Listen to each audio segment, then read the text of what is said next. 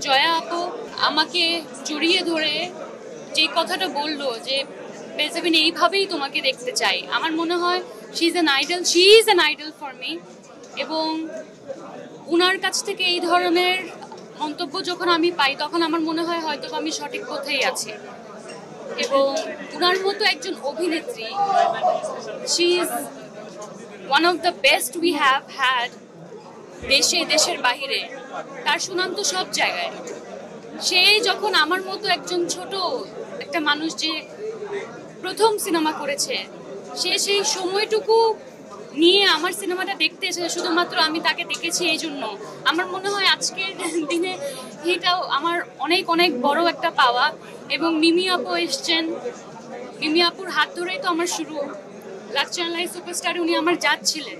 আজকে সে আমার সাথে বসে সিনেমাটা দেখেছেন এবং আজকে সে আমাকে বলছে যে আমি ভালো করেছি। আমার মনে হয় মানে আমার যেই ক্যারিয়ারটা যেই জায়গা থেকে শুরু হয়েছে আর আজকের দিন পর্যন্ত, এটা আমার জন্য one of the best complement.